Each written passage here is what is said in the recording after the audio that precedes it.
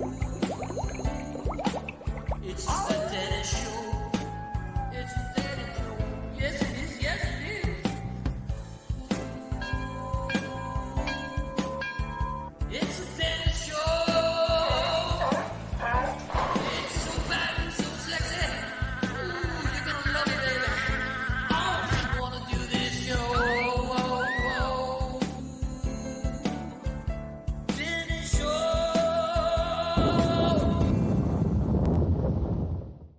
Our guests tonight, Preity Üpala and Karith Foster.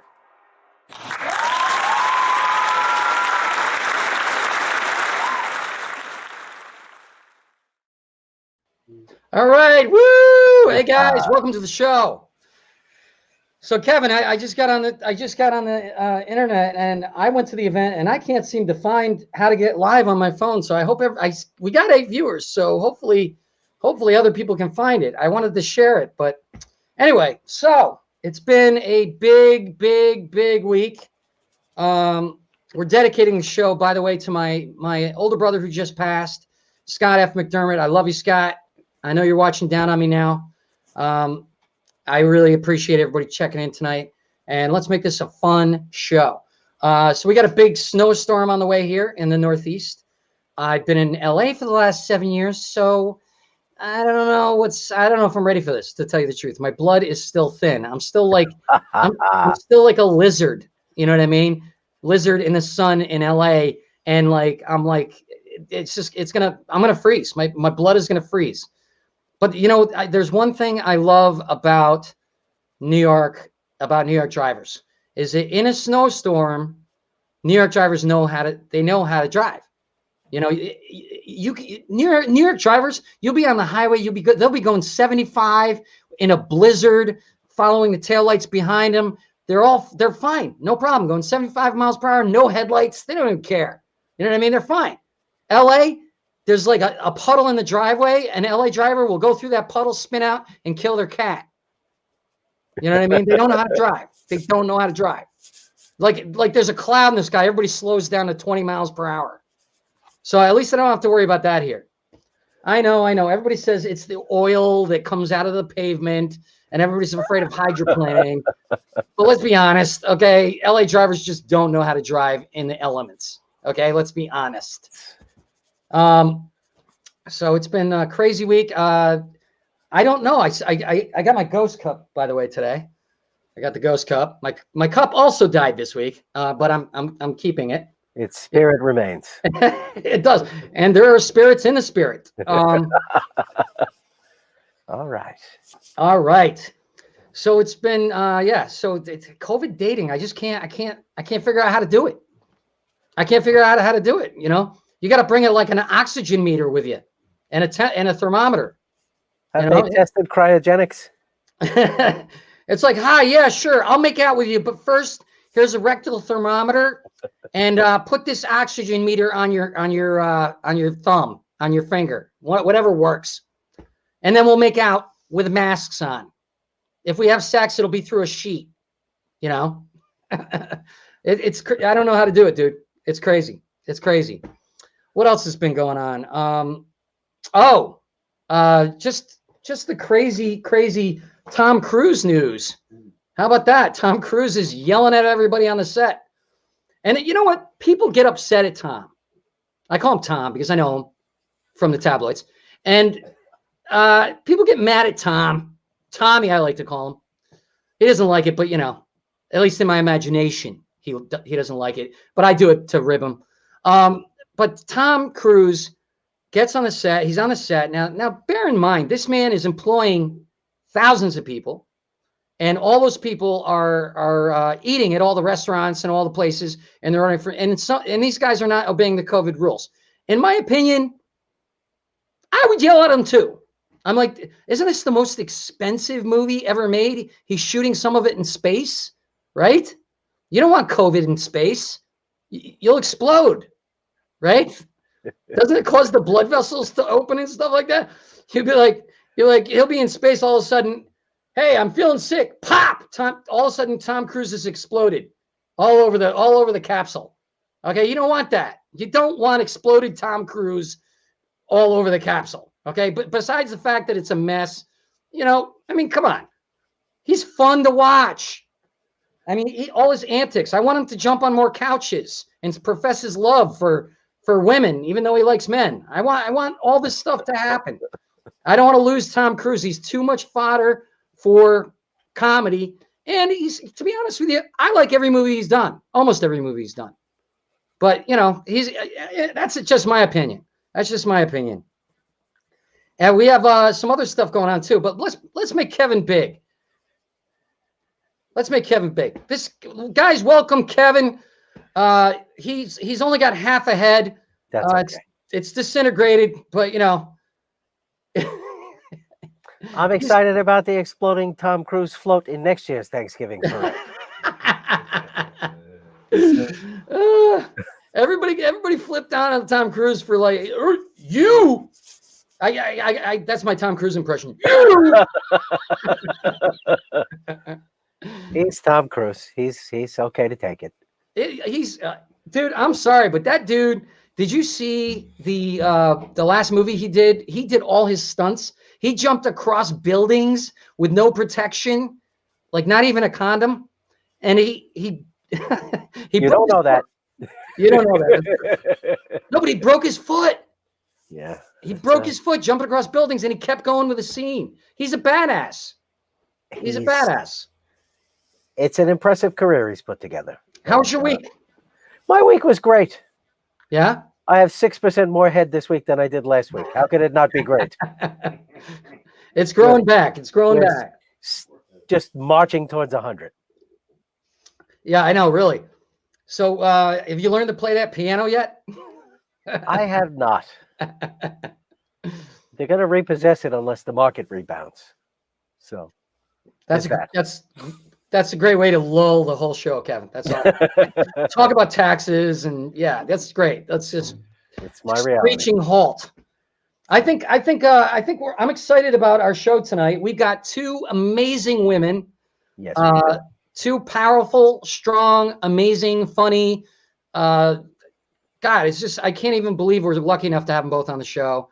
I love them both. They're dear friends of mine, and I'm very excited about that.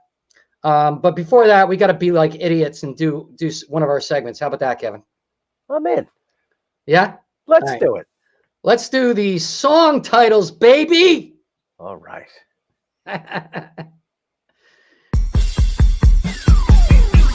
Failed original song titles.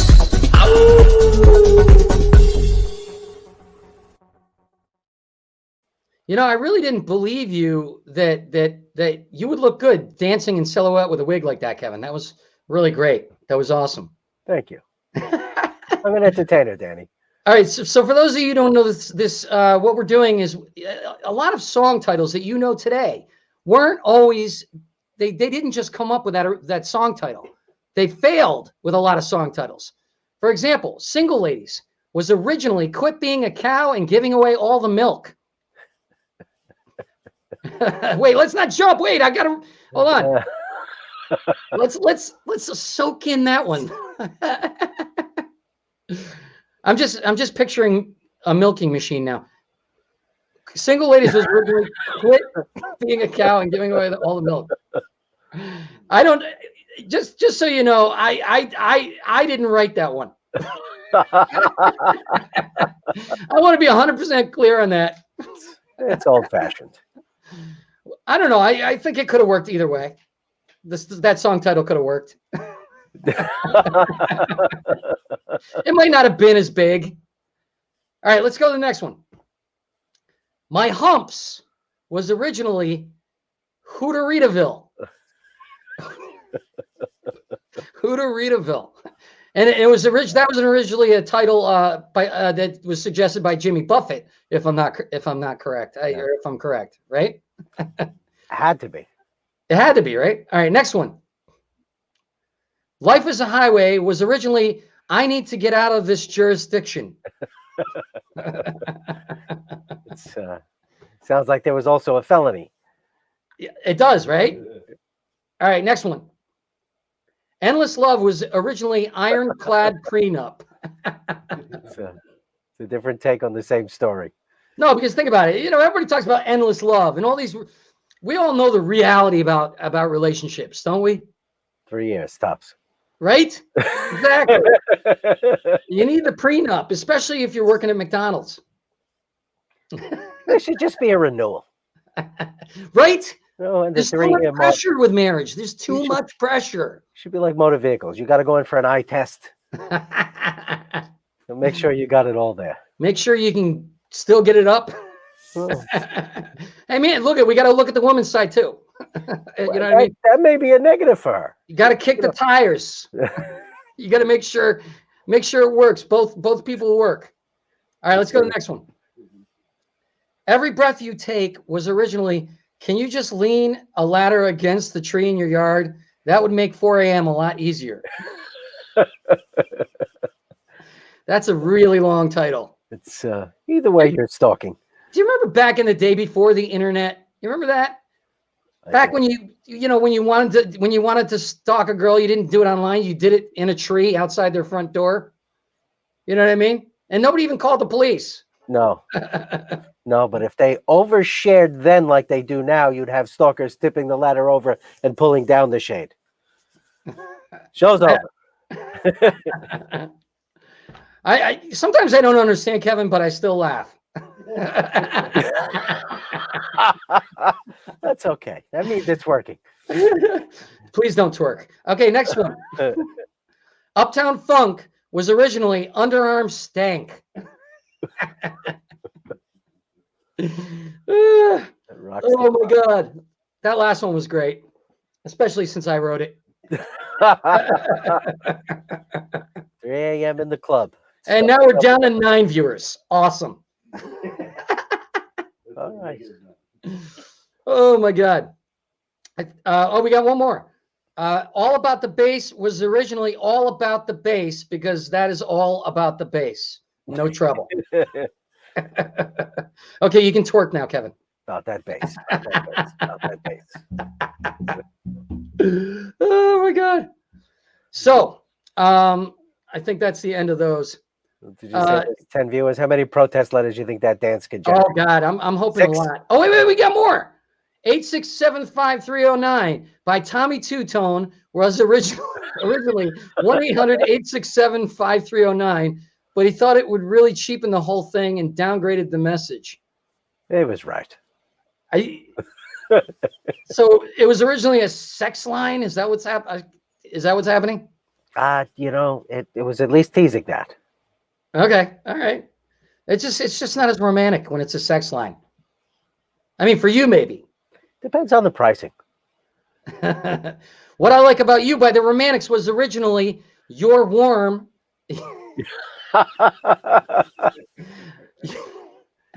Originally, You're Warm, you have a tight grip, and you know how to dance.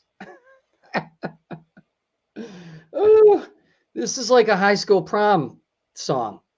That's the tight grip.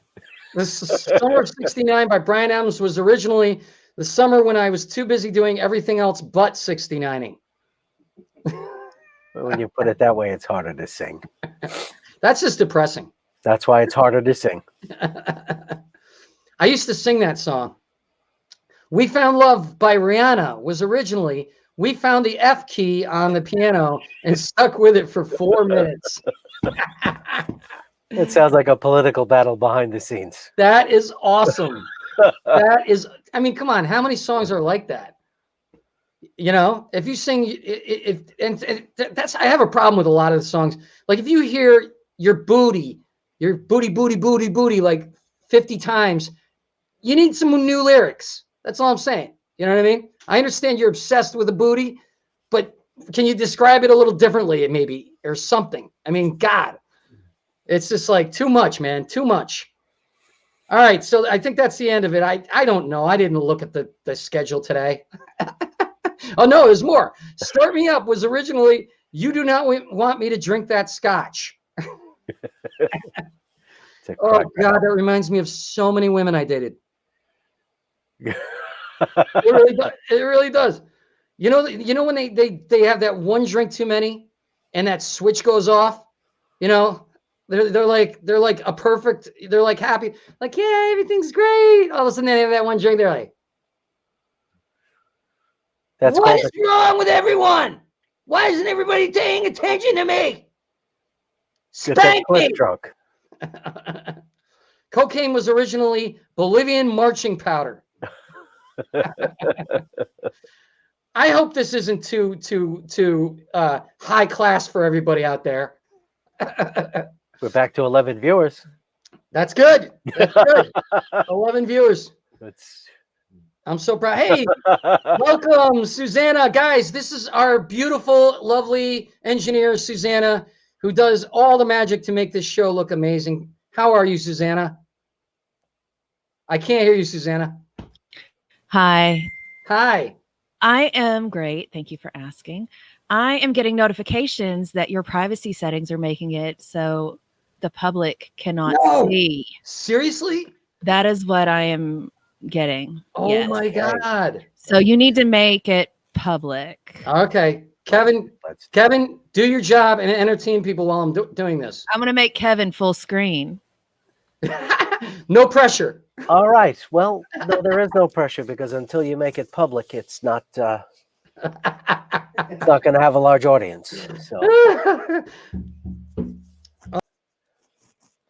all right.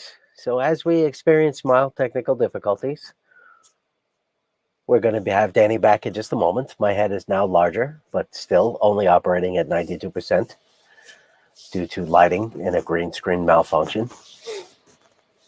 My piano awaits my piano lessons and roughly 10 years worth of them before I can play it. And we do have just another moment. Danny will have the technical glitch taken care of, and we will be back in our typical splendor. We have an exciting show tonight, and I am looking very much forward to our guests and learning a little bit about what they have going on and having some fun and games with them. As well as I'm looking forward to Danny coming back and stopping talking. And I imagine you're all looking forward to me stopping talking as well. But until Danny actually gets this uploaded properly, that audience is going to remain in the teens. If he's... Are we all set?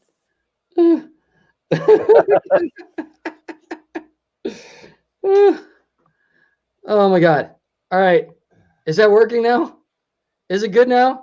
I knew I was going to screw this up. That's all right. You know what it is, though? My posts are never private. I don't know why Facebook started doing that.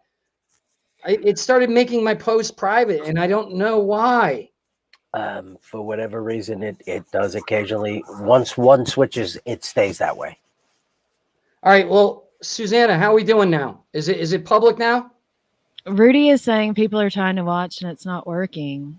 But I just sent him the link, and it says it's public. Karith shared it, and they're watching on her page. So Right, I say it's good. Let's continue. We have 15 people. We're good. All right. I knew I was going to screw this up. We're good. Although it's not me, it's Facebook. We'll go with that. It is. Why would I ever post? I'm a public figure, man. Why would I ever make my stuff? Why would I ever make my stuff private? I have nothing to hide. I have nothing to hide. You've propped that ladder against the tree for the 4 a.m. exit. Watch all you want, people. Yes, all those stalking things were true. That was me as a teenager. I'm not going to lie about it. All right, so hopefully we got it going now. Susanna, just let me know because but we is it going good? Did you make it public? I did it on my page. On the post. Did you make the post on my posts on my page? Yes, but on the Danny McDermott show, I don't know. I will do that. Yeah. Are they? He's saying no, but no. I blame Rudy. No, it's not Rudy's fault. Rudy's trying. Rudy's doing everything. Guys, you're. Okay. So Marianne says yes. Oh, hold on. It works. I left and came back to check. So Okay, it works now. But we're good. But Rudy's people are very important because he's put it out to 1.6 million people. So we need to make sure it's good for Rudy. Guys, this is what you call a 2020 show. It's a disaster. That's okay. This is what happens when you try to do a show in 2020. What was that, Steve? Okay. I thought Steve's one of my writers. He's here just hanging out and making fun of me. We'll get it fixed. We'll get our guests So on. Susanna, please talk to Rudy. Make sure everything's good. Guys, guys in the chat room, thank you guys so much for hanging out. We got 38 comments. All right, this is good. This is good. We're doing good. There we go. We got 19 now. Now we're cooking. All right. Now we're Let's have cooking. fun. 20. All right, we're cooking with gas now. This is more than we've ever had. That's 19. because this is going to be the best show we ever had, Danny. Well, it will be. It will be. We have great guests. It looks like we're good to go. Oh, good. She put a thumbs up. So Rudy's good. Okay, good. So all of you guys who we blocked from seeing the show, welcome. Welcome. Facebook did it, not me. Just so you know. All right, I think it's time to bring in our first guest now that everybody can be seen. So she is a thought leader, geopolitical expert, director of Omnia Institute, author, Hollywood producer, speaker, Dharma ambassador, heterodox polyglot, ex-I-banker, she's visited 100 nations. So please welcome Preity Üpala. Hey. Namaste, everyone. Namaste, Danny and Kevin, and to your wonderful audience. Thank you for having me again on your show. Well, thank you for coming. You are awesome. Welcome Thank back. you.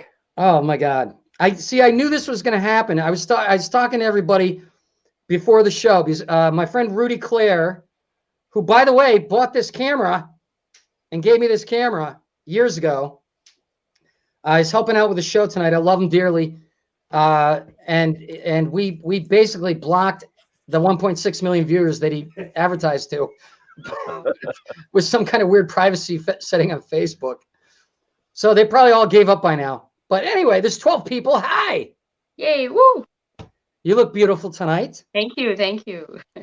Yes, and I do too. So how are you? I'm so well. I hope you're all good too. What a year it's been. What a week. Oh my God. It's not over yet. It's like every day it's another fiasco, right? Globally. And I'm just as somebody who speaks and writes on geopolitical matters. There's so much craziness going on all around the world. All sorts of leaders saying all kinds of funky things. So it's really interesting. But it's been, I'm blessed. I'm healthy. I'm happy. It's a big week for me because I have kind of interviews almost every day. But this Saturday, I have 2 huge events that I'm hosting back to back. I'm so excited. I'm so excited about this because I'm a huge fan of one of the speakers you're going to be working with. Oh, Deepak Chopra? Yes, I've read some of his books. I've done some of his meditations poorly. I've been a big fan of his, seriously. No, I love him. He's great, and he's such a great ambassador for Vedic philosophy and that sort of Indian culture and Indian spirituality, really, which he has kind of showcased to the world, and he's done a great job at it. So the first event is a fundraiser, and we're both speaking on it. We're raising money to set up a university hospital, which will be good because you'll have research going on as well as top doctors and a hospital where they can treat local patients, because that area, this is in India, it doesn't have a huge medical facility, whereas the rest of the country does. So that's good. And then the second one is actually a fundraiser where Tulsi Gabbard, the congresswoman from Hawaii, will be speaking, and I'm so excited as well to be hosting her. And she's the keynote. She's going to be speaking for a long time about politics and her spirituality, dharma, all that wonderful stuff. So we are very, very excited. That's amazing. That's amazing. You know, maybe these medical guys could help Kevin get the back half of his head back. It's no, I mean, look at you're a person who wants to make the entire world come together. Yes. Who wants ultimately, no matter the politics, you want to raise spiritual awareness, make people realize that what is in your mind is what you're going to attract to you.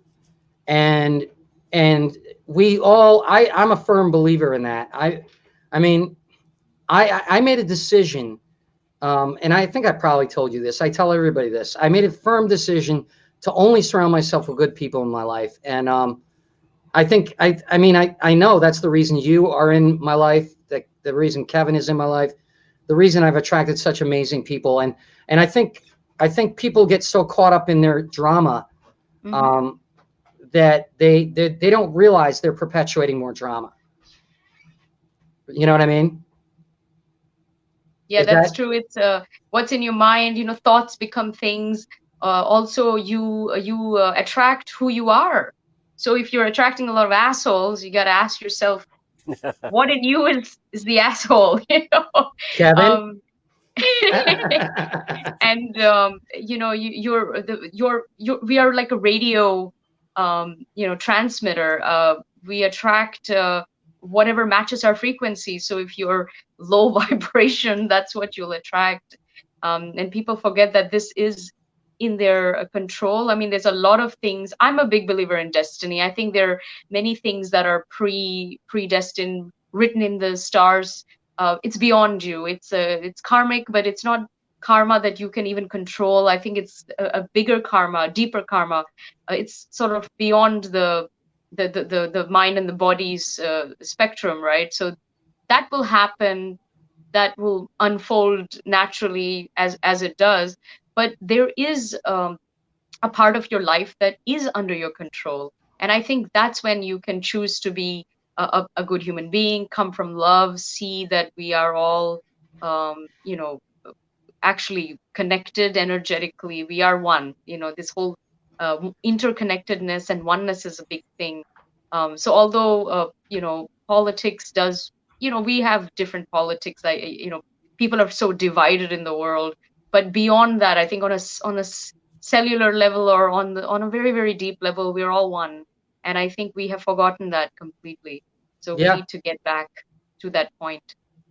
Yeah, the divisiveness. And it's funny because I got into I got into something a little bit with someone on Facebook yesterday, and I try to be very careful to not let that little demon in the back of my head, jab at people, because that's what we all do. We have that. Yeah, it's reactive.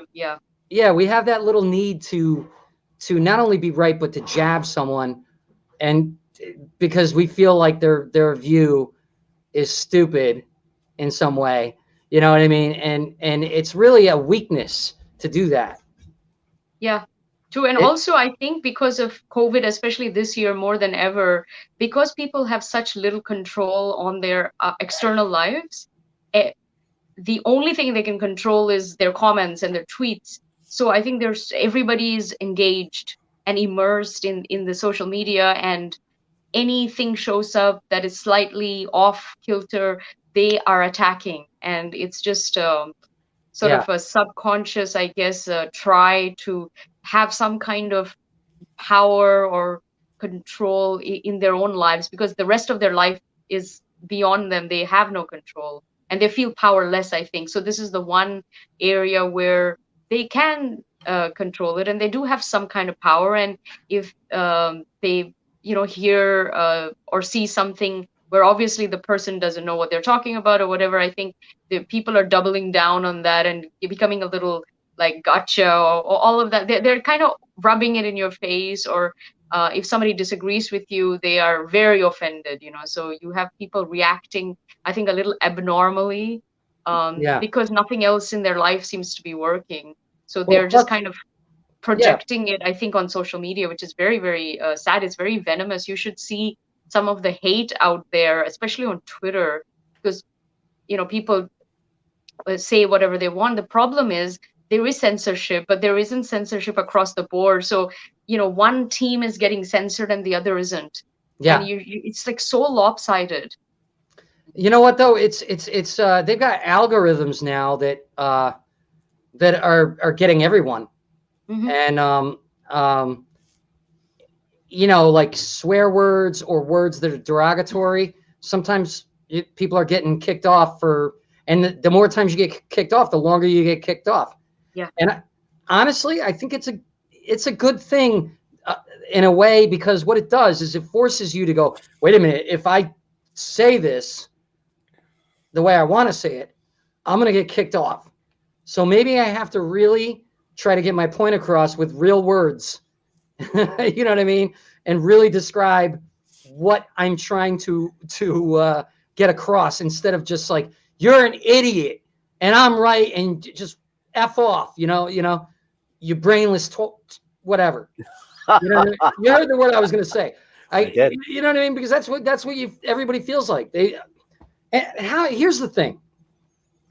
People, in my opinion, people have to stop just thinking they're automatically right, and just stop. Because nobody's right in this world right now. Everybody's wrong in certain ways. Am I wrong? Yeah, we don't know everything. Even the people even the investigative journalists, even the political experts, I mean, they know maybe more than the common person, but even they don't have the answers. There's no political pundit that knows it all. Nobody predicted any of this, right? So you have to have some humility, of course.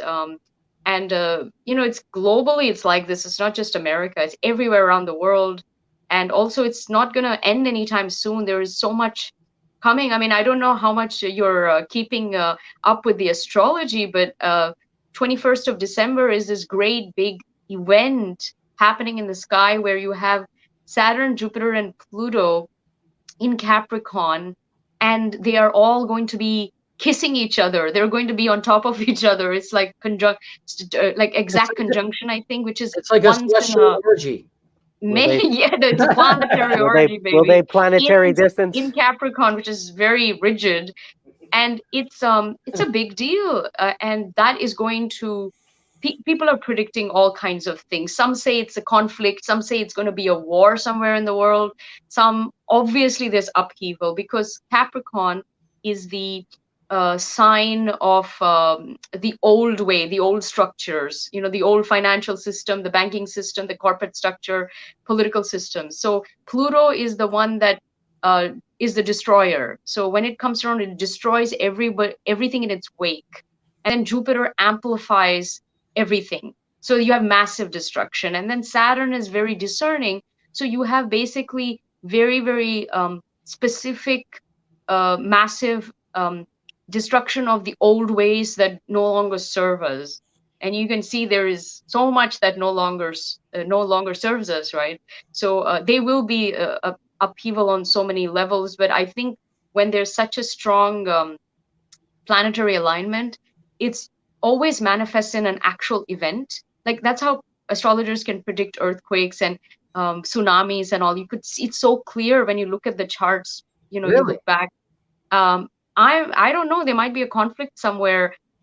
It would probably be in the Middle East, I think, because that's such a volatile area. But you never know. It won't be America. I don't think so. But it'll be maybe American allies will be caught up in some kind of conflict with someone else. So, Well, what advice? brace yourself. This is not going anywhere anytime soon. I think Yeah. mid next year we'll still be talking about everything that just happened. Yeah. Well, the way I'm trying to look at it is, for me, and I hope that a lot of other people would be thinking the same way, is it's a time for growth. It's a time for self-assessment. It's a time for, to it's just a time to like really take a deep look at yourself and what you really want in this life and what you really want in this world. And I don't believe that everybody in this world wants to fight and to have war and to hurt each other. I believe what everybody wants is love and the end to loneliness. We're all lonely right now, especially Kevin, and we want to, especially me too. But no, I admit it. I admit it. It's difficult. It's a difficult thing.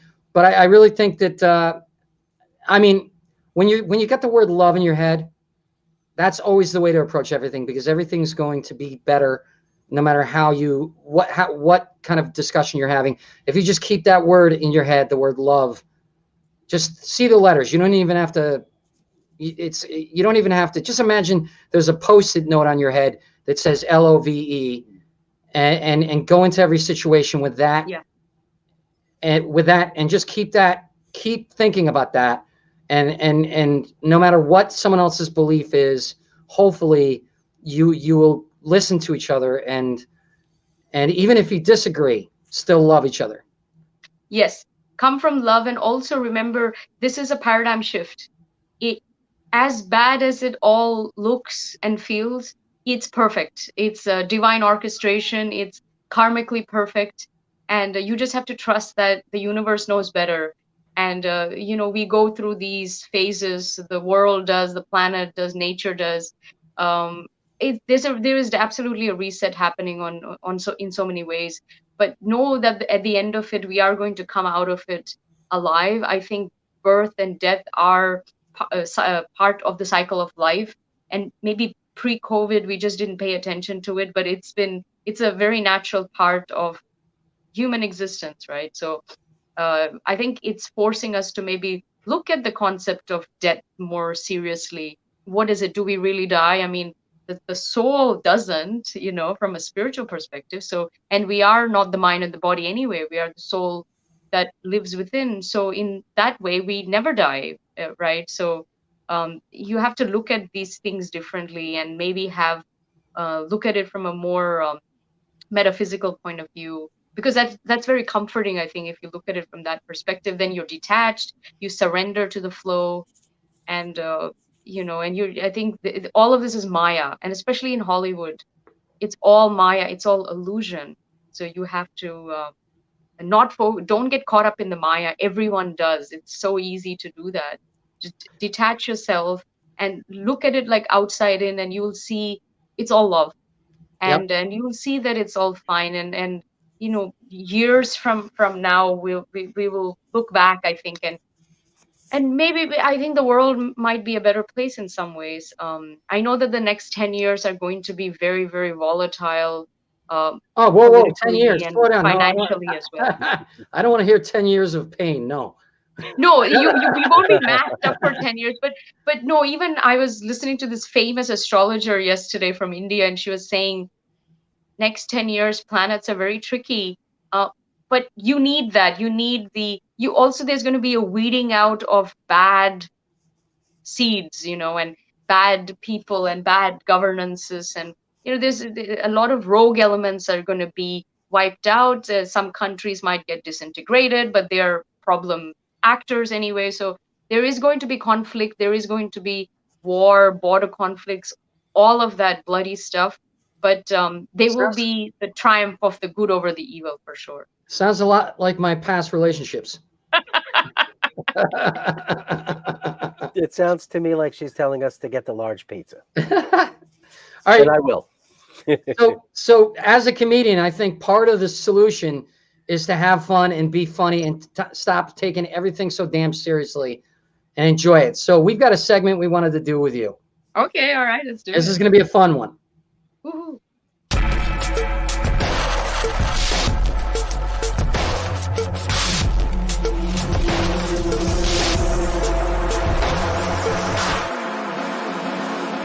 Idaho or insanity?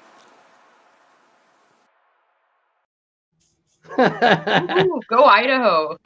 So I don't know if that fully describes what we're about to do.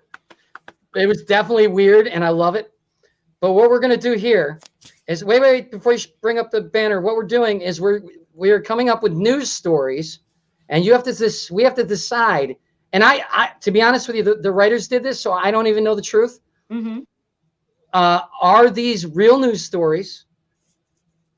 In other words, are they Idaho, Mm-hmm. or are they insanity? Are they not true? Are Okay, they a let's lie? go for it. All right, let's do it. Number one, the post office had to change its regulations on what could be sent by mail when parents actually mailed their kid to see her grandparents, because they didn't want to pay her high train fare. Wow. When They you say mail- mail their kids, you mean actual put them in a box? apparently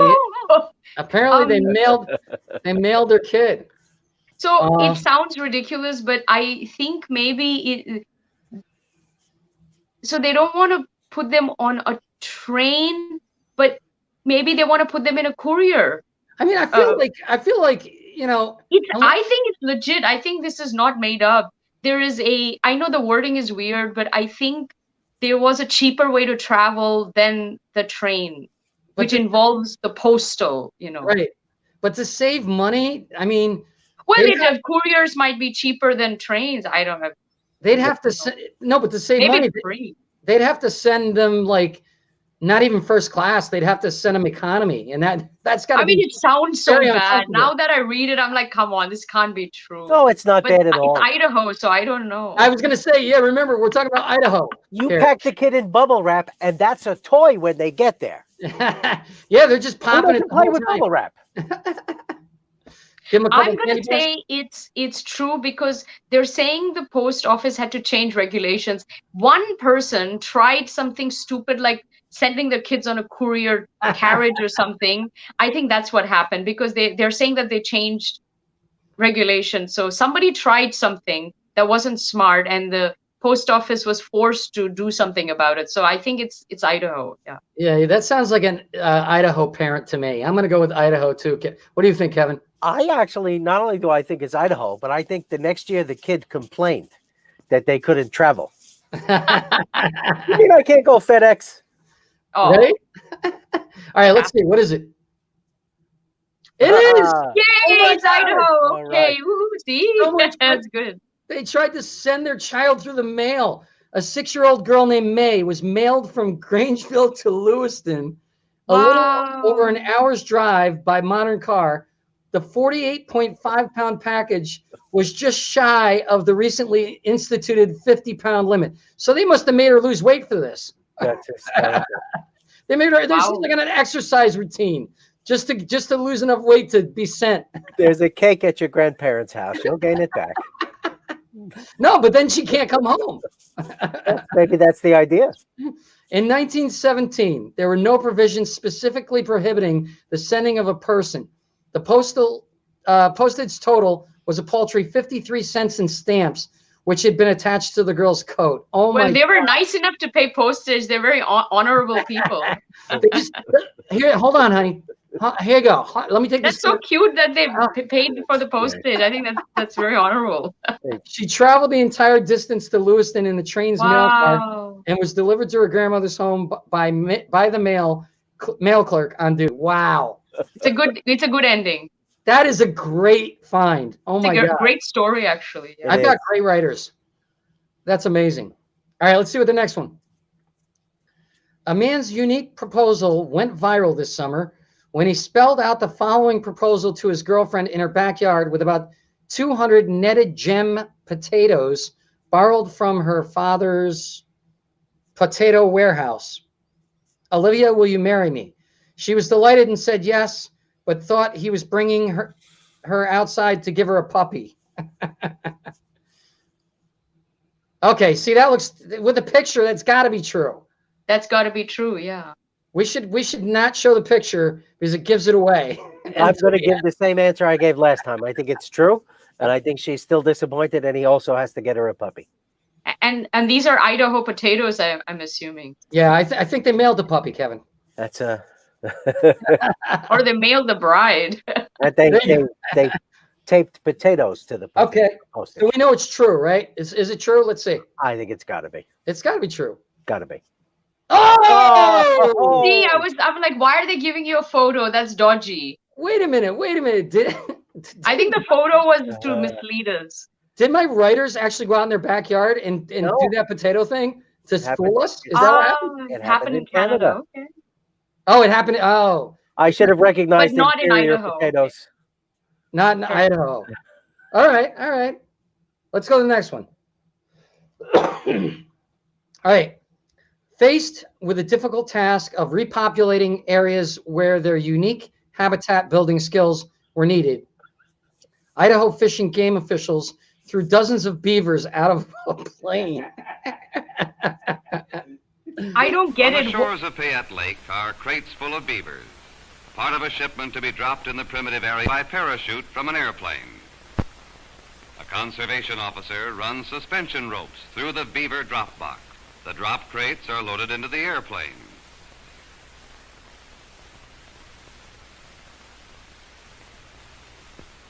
The plane makes a careful approach, ready for the drop. Now into the air and down they swing, down to the ground near a stream or a lake. I just want to know what the The beavers are box thinking opens, this whole and time. a most unusual and novel trip ends for Mr. Beaver.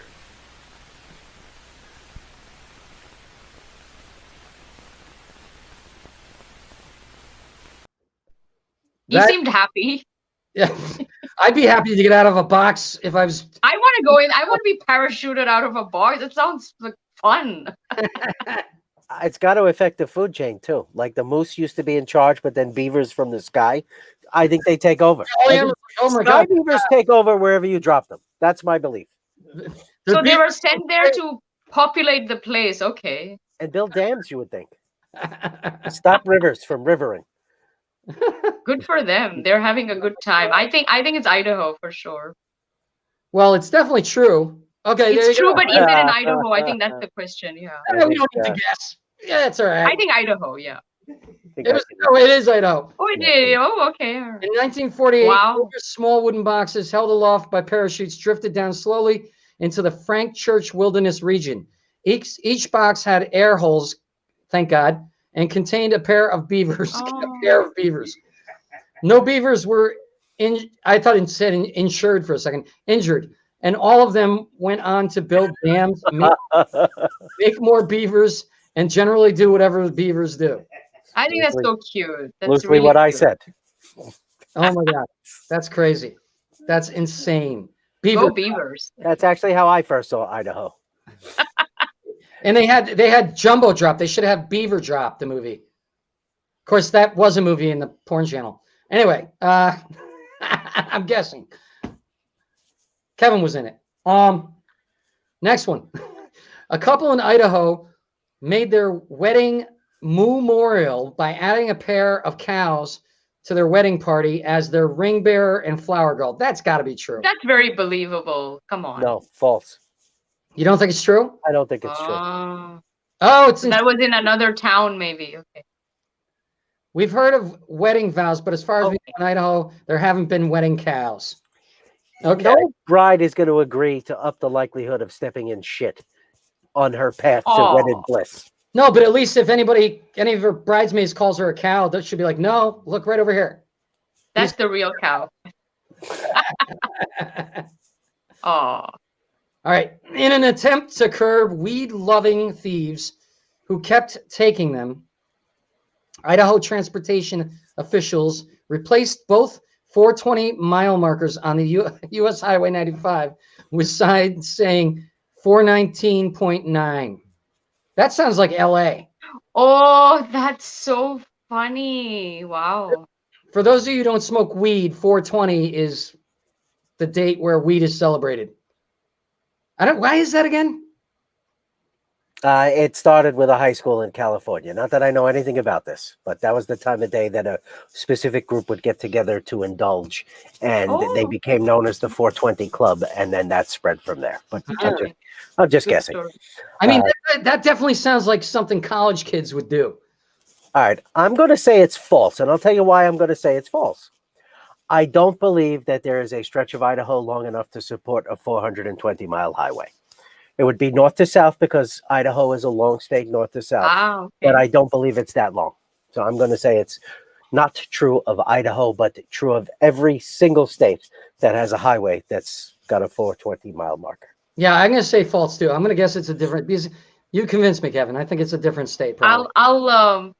I'll say it's Idaho. A lot of funny things happen in Idaho. So. Oh, Wow. Okay, so it happened. So they were wow. but Washington. Oh my God, they did it. That's crazy. Wow, That's good hysterical. for these. I think the officials are really very proactive in Idaho. Shocked I know, it didn't right? happen in Texas and California. I just want to know how many times they stole those signs to get them to change it. And I mean, that's printing. actually, How much does a printing for those signs cost? It's got to cost some money. Expensive. you know, Yeah. now I'm sad because I've actually been to Coeur d'Alene. Now I wish I stole some. I've driven through. It's beautiful. Absolutely beautiful. One of the most beautiful parts of the country you'll see Wow. is Coeur d'Alene. It's a beautiful lake set in the mountains. Oh, I can't. It's I've heard so many things majestic. about Idaho. You- I really you- must go there. You come around a bend and it's just there, and it's magnificent. All right, since most of your highways don't cover more than 400 miles of the markers, you're right. I would have thought Texas, maybe Alaska. Coeur d'Alene are unique. I tried to pronounce it when the pronunciation was right there. Are unique and had to be replaced numerous times after thefts by supported sticky-fingered stoners.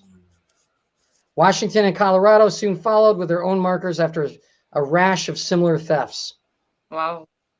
I believe that.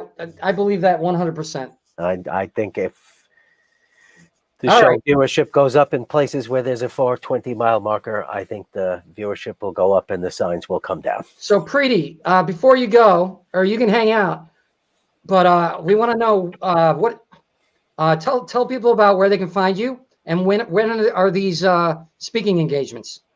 Oh yes, thank you. Firstly, thank you for having me on your show. It's so much fun. This Saturday, I think if you go to my Facebook or Twitter, the Preity Effect and Facebook page, I have lots of posts. I think the link is there too.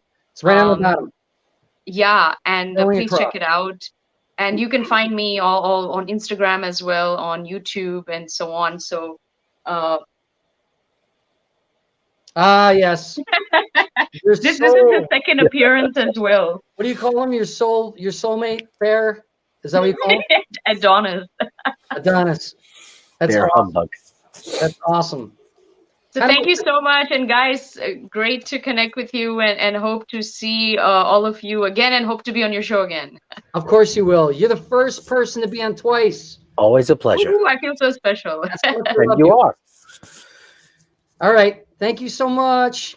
Okay, namaste. Bye. Namaste. All right. She's great. Yeah, always a good time. Awesome. I always love having her on. I'm excited for our next If guest. you want to stay till the end, we do have one more segment we can do with both of you guys. But we've been running late, so I do want to bring on our next guest.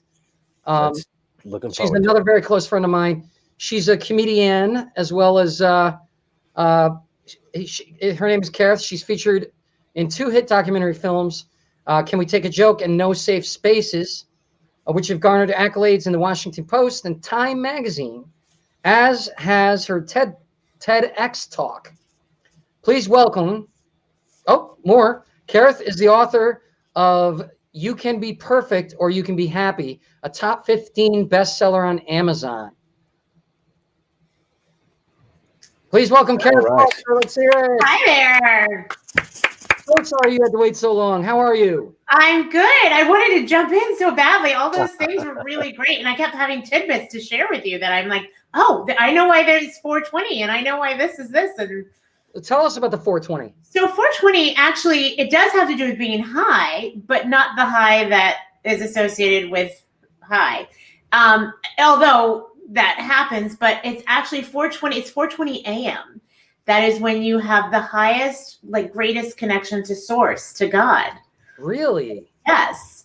Because there's the least amount of traffic, right? Or how we were talking about, you're talking about energy and how we send out these signals and, because everybody's up and bustling in the middle of the day and even early in the morning where they're getting ready for work. But at 420, it's peaceful and quiet.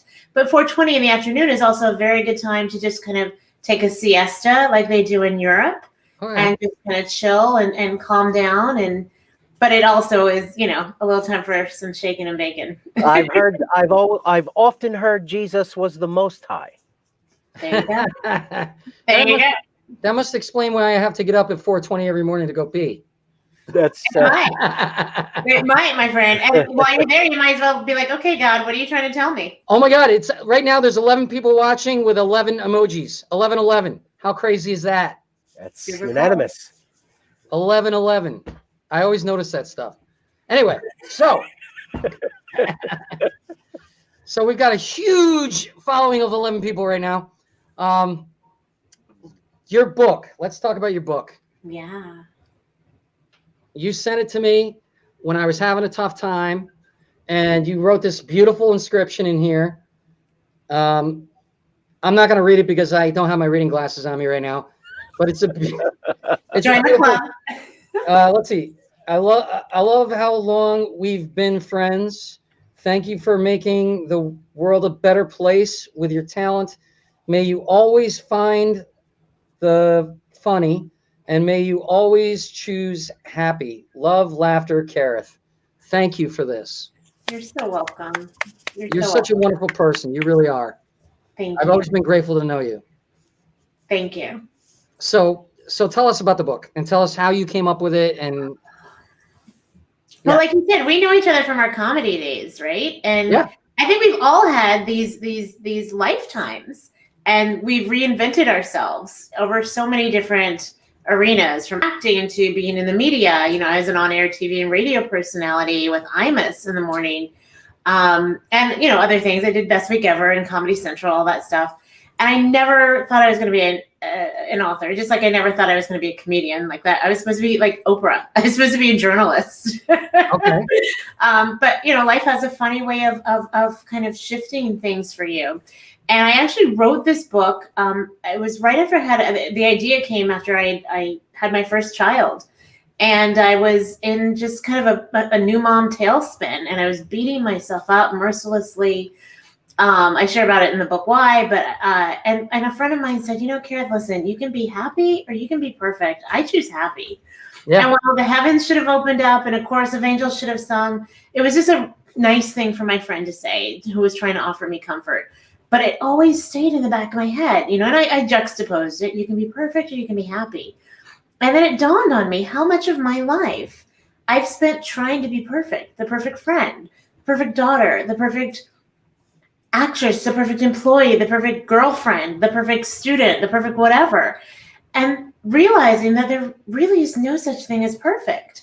It's an illusion, right? Like you all were talking about with Hollywood and almost everything else around us. It's an illusion. And yet, what was that costing me, this idea of trying to achieve perfection? It was costing me time.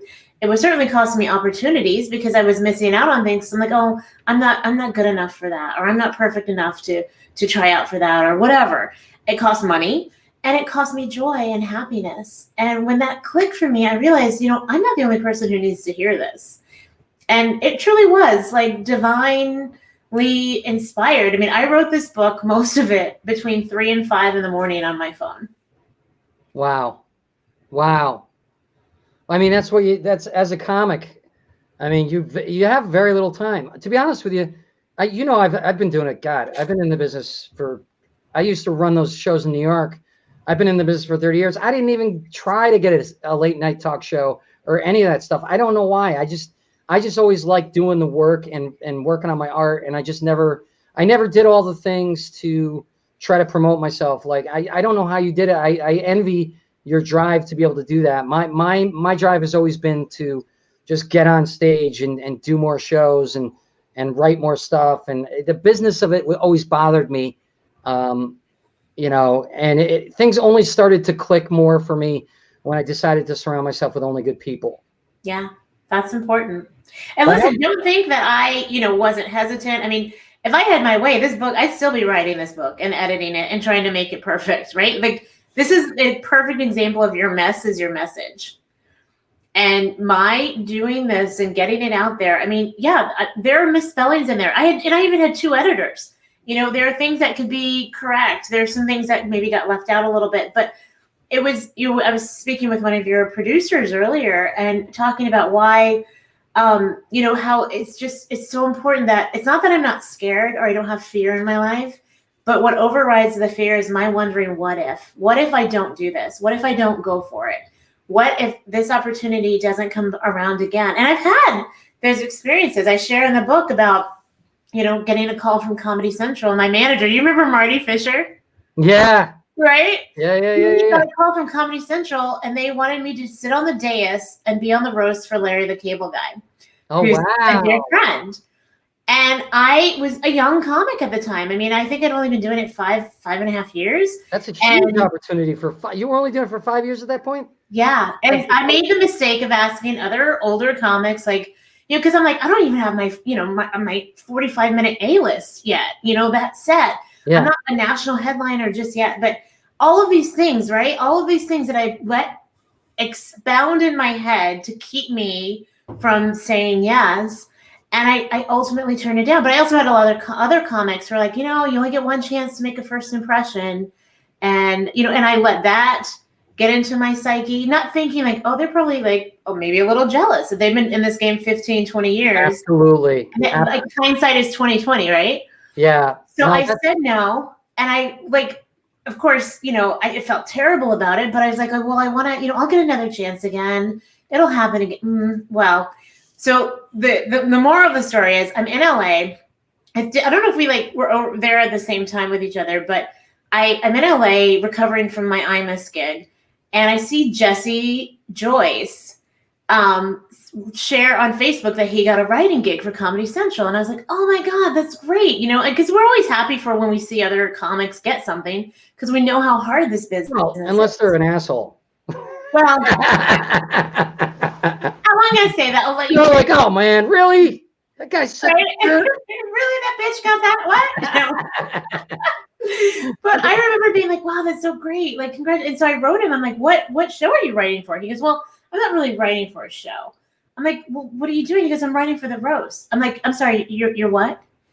I go, you're writing for the, and that's when it hit me that if I had said yes, I wouldn't have been alone. I would have had support. Exactly. Yeah. I would have had, you know what I mean? It wouldn't have been all me. And that was, I needed a lesson that big so that every time another opportunity came that I was a little intimidated by or scared of, I still said yes.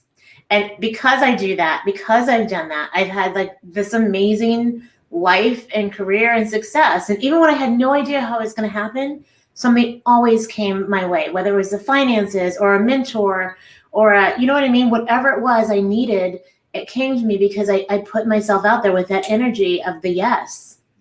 So you're saying watch Yes Man. I love that movie. I love that movie. That's, by the way, the roast, that's how Amy Schumer got on the board. Lisa Lampanelli too.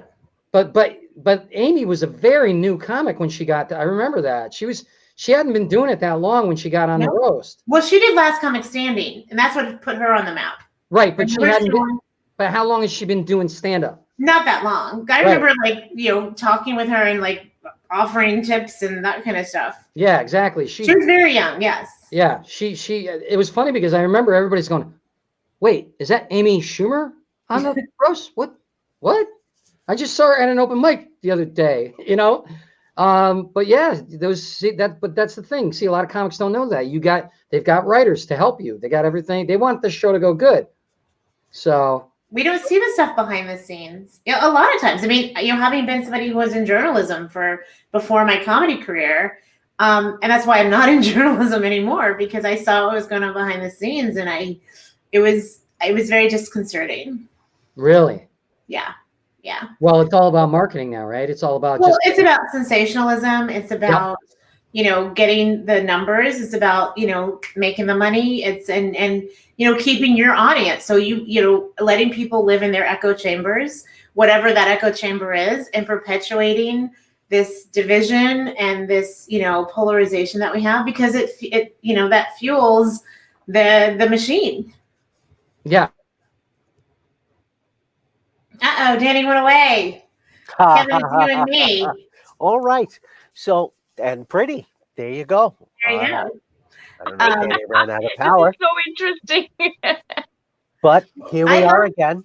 I was going to say, Preity, I love what you were saying about the energy and how we are these transmitters. And Yeah. I've just started learning a little bit about Vedic astrology. Oh wow, I'm a And Vedic I was- astrologer. I'm a Jyotisha. Yeah. I was introduced. I've been watching a lot of Gaia Network, and I was introduced to Simon Chikoisky. Oh, I know Simon. I know him as a friend. Yeah, that's Did interesting. he really? He has turned me on to some amazing things. Yeah, and when he's I a very started- good. He's a very good teacher and a very good practitioner. Yeah. I can't wait to like actually meet him one day, and I don't know if you'll be the conduit, but he turned me on to waking up in the morning and watching the sunrise. Oh, And wow. that has been transformational for me. And I've only been doing it like a week. I mean, my physical like appearance has changed from just doing that. Like it does something for the pineal gland. It does something for the third eye. It's wonderful. Can I get up Yeah, and watch that's it? the real Surya Namaskara, because Surya is the sun and it gives all light and life. Well, can I get up and watch it and then go back to sleep? Does it Yeah. work? That way? Absolutely. You can do that? Totally. Okay, because that's what I'd like to do. Stay awake and listen to the birds. So before I got disconnected, I forgot what the heck was happening. Anyway, We were talking about saying yes and putting yourself out there. saying yes, it's very important. This show, I wouldn't have done it if I hadn't been pushed by people. You know what I mean? And when this, when the whole COVID hit, and I started staying with Steve here, my buddy here, I couldn't perform. I couldn't do karaoke. I had to do something. And so I started doing the Living in Corona shorts, and it got the attention of a lot of people. A lot of people. I was shocked. Alan Zwiebel watched a couple of them, loved it. We've become connected now because of that. I got a gig at a big theater in February, doing, they wanted me to headline, but I was like, well, why don't I middle, because I haven't done comedy since March. Let me warm up, and I'll middle. And now it's in the festival. It got into the Las Vegas Silver State Film Festival. Amazing. It's an official selection, which is cool. That's awesome. So yeah, I just found that 2 days ago. So Because you said yes. I did. Well, you know what it is? My boss, he just did a documentary about about the women in India and how they are there's one woman, it's called Pink Belt, and this one woman decided that she wanted to fight all of this. There were so many rapes and there's acid attacks and all these things, and so she decided to break the Guinness Book of World Records by teaching over 7,000 women self-defense in one venue outside at one time, and she broke the Guinness Book of World Records. So he's got this thing going on, and he goes, I love your shorts, that not your underwear, your shorts that you shot. And he goes, this is how I entered into festivals. And I go, all right. And I'm looking, and it's like every one, it's like $30, $40, and I'm like, that's hundreds of dollars. He goes, just do it. And I said, all right.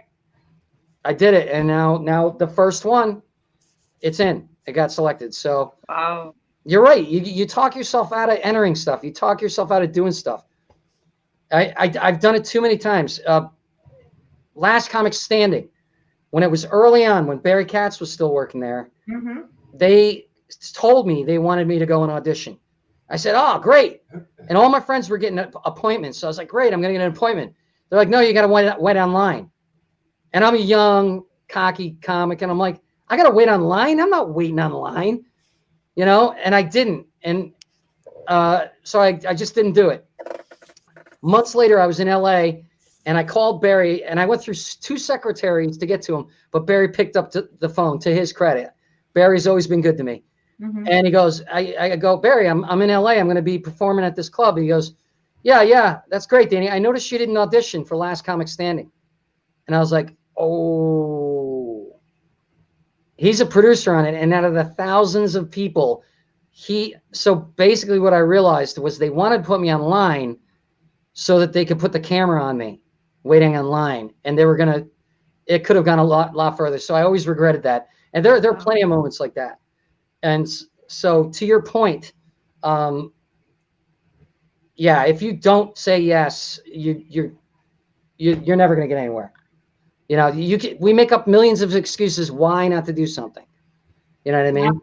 That's what I say. You got to stop the excuses. And the excuses are a dime a dozen. I mean, we have a really good friend, Carol Montgomery, who's in her like 60s now and now has a Showtime running series because she didn't stop. And she could have had every excuse. Oh, I'm a woman. I've been in the business forever. I actually talk about her in my book. I feature her as like, somebody who I admire because she didn't stop. She didn't stop with the excuses. See, I'm so glad you're on the show because I needed to hear this right now. I think everybody out there should heed that advice. Yeah, I really do. Yeah. All right, so now that you're both on, we're going to do this. The next, this is going to be a fun one. This is one we came up with, and it's going to be a lot of fun. I don't know what it is, but I know the idea. So let's roll this. Motivational or McConaughey. All right.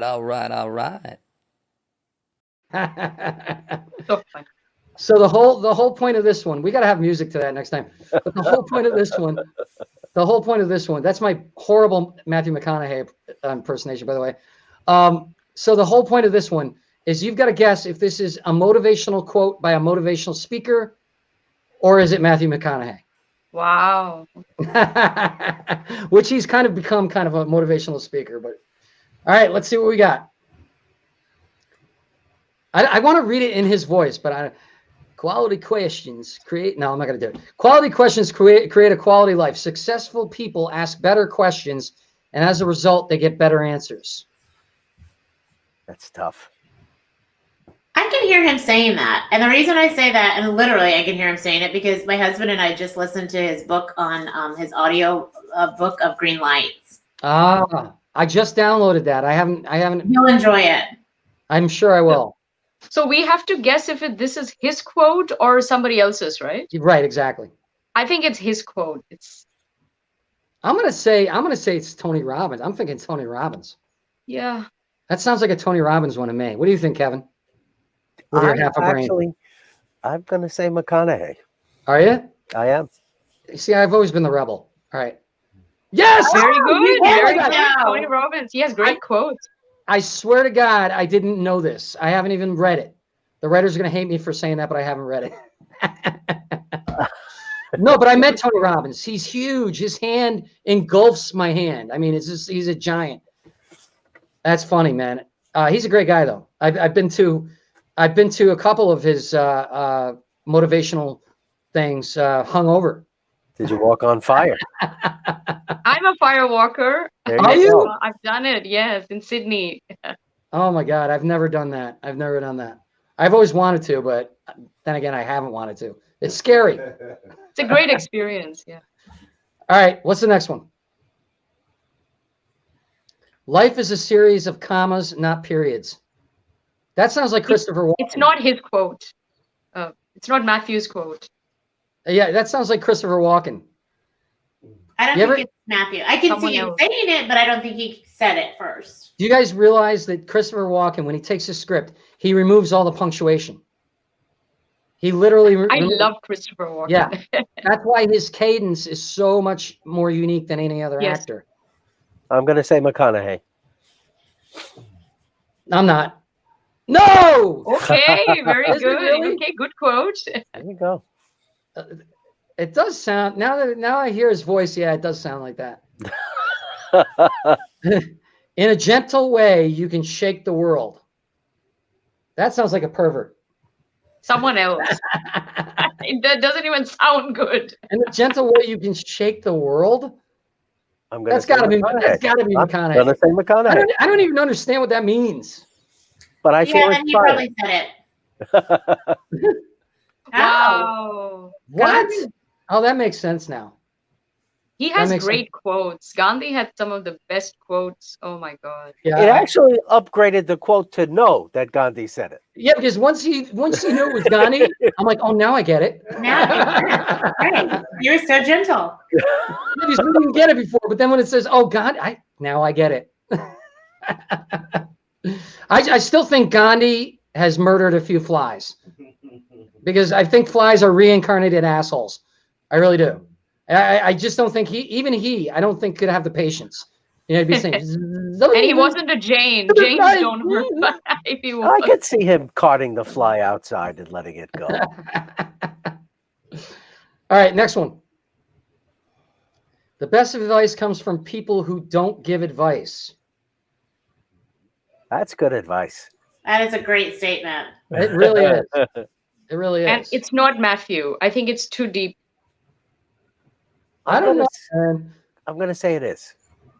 And Yeah, I'm going to say he just accidentally reached that depth. Yes. There you Hey, go. all right. He's deeper than I thought he was. All right.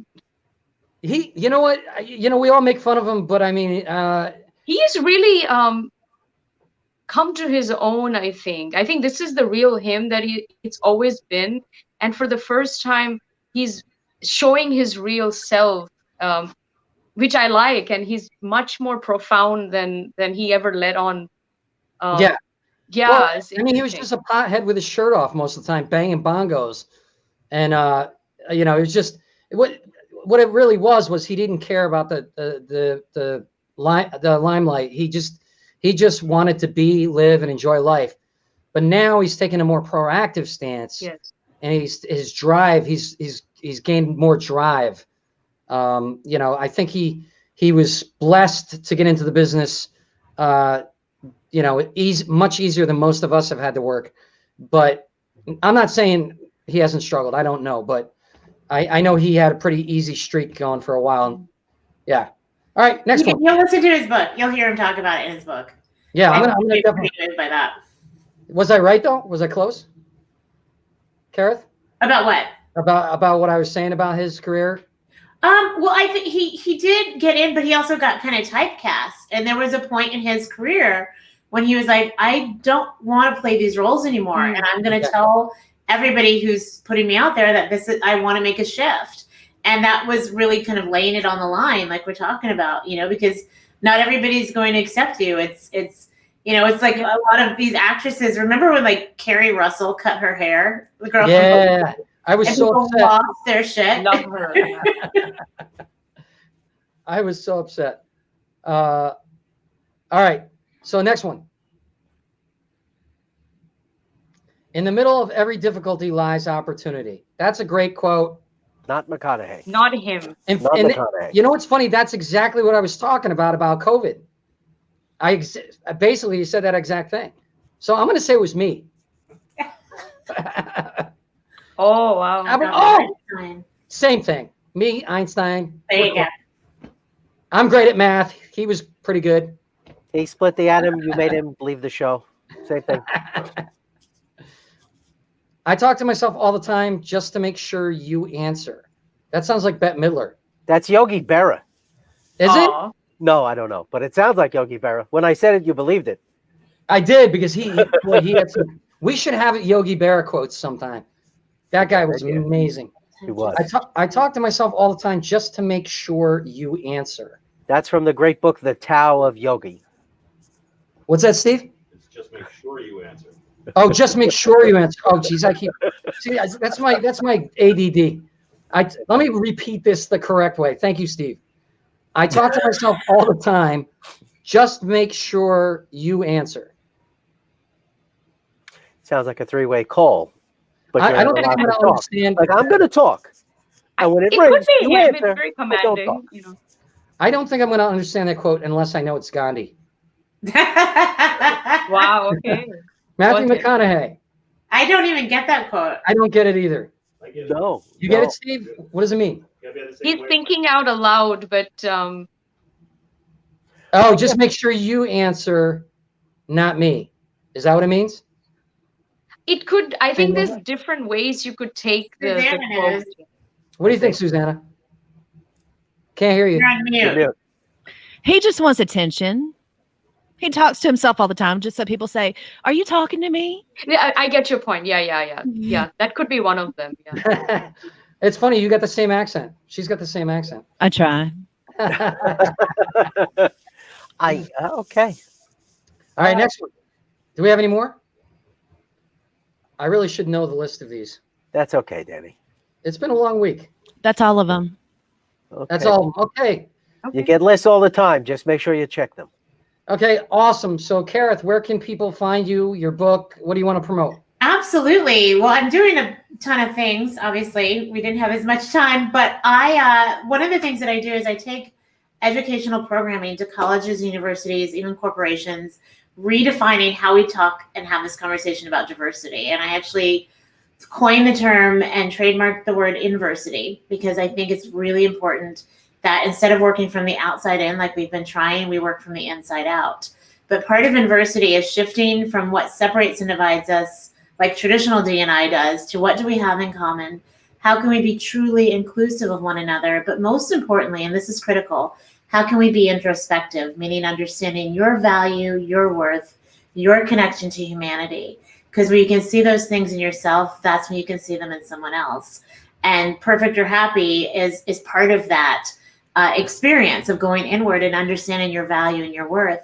And so this coming, December 30th, Wednesday, I'm hosting a 2-hour workshop. I call it Give Yourself the Gift of GYST, GYST, which stands for Get Your Shit Together. Because a lot of us are caught up, like you're saying, in this mire of, oh gosh, I don't know if I can do this. I don't know if I have the wherewithal, like this perfection paralysis. So it's about getting out of your head and getting out of your way. And that can be found on karith.com, actually, or perfectorhappy.com. There's not too many Kariths out there. So if you just even Google Karith, my website will come up. All my handles are at Karith Foster. That's awesome. I mean, that sounds amazing. And Thank you. Yeah, I mean, I'm always caught up in my head.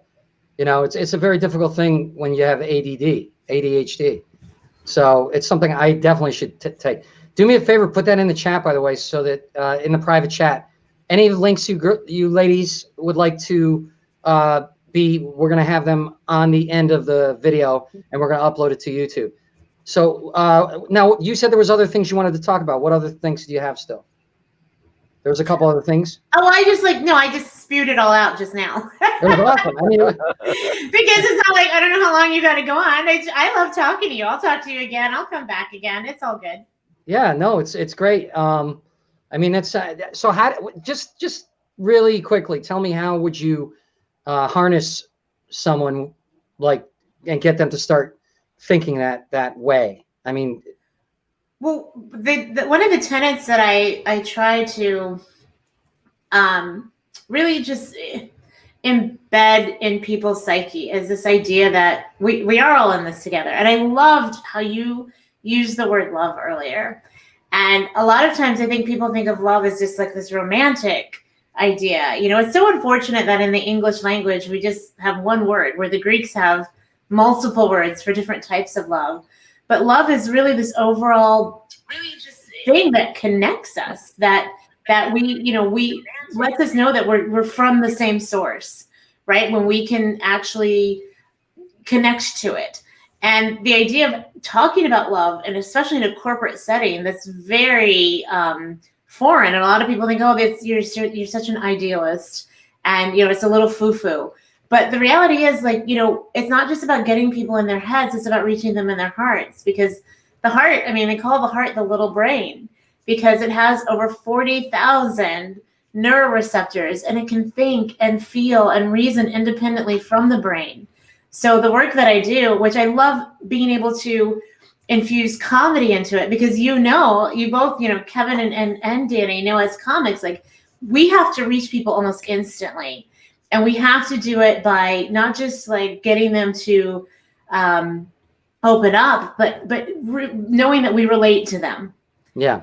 And I think that's been one of the main reasons why, again, I've had this incredible success, and why people have been so receptive to this message. Because people, let's face it, they are diversity fatigued.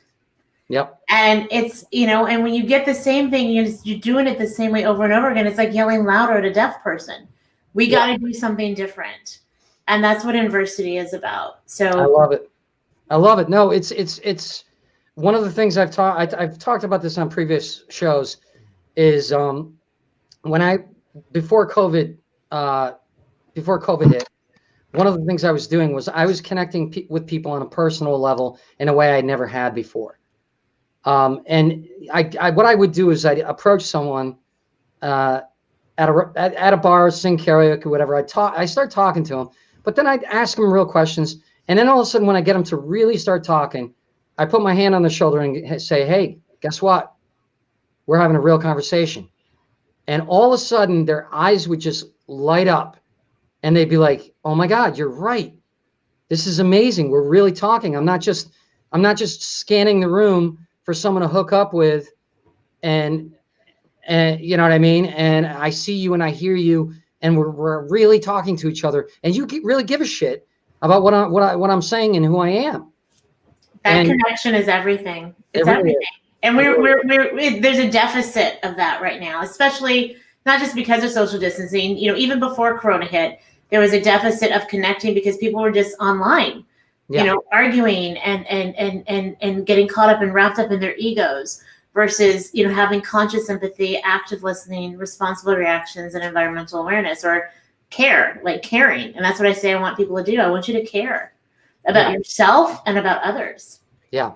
It's like road rage. When you take away that first layer of personal connection where people are a little more distanced, it amps up the level of passion and in many cases negatively. Yeah, you're right. It's the same basic concept. Yeah. The disconnection is what causes the rage. Because you're imagining this person that's not there. Yeah. And you're transferring all your past experiences, all this kind of stuff. So yeah, we could go on and on, but I just wanted to thank you so much, Karith. I love you. It's great I to love you see too. you. Great to meet you. Nice to meet you, Kevin. It's been so much fun. Thank you. You're going to be back on the show for sure, and I'm thank you so much. And guys, please share everything we're going to put in the description. And I'd like to thank both ladies for being on the show tonight. They're genuine human beings, and I'm grateful to know them. So thank you so much. Fun show. Thank you. All right, guys, this has been our show. Kevin, I think we did good. We went a little long, but you know. We did. We had some technological glitches too, but here we are. Fun show. I always blame you. Well, it's a live show. Live is you're walking on a tightrope anytime you do something live. But guys, we're on Patreon.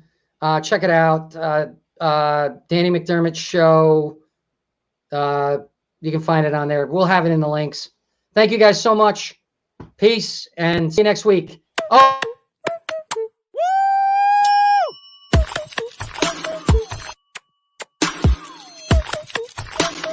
Nope.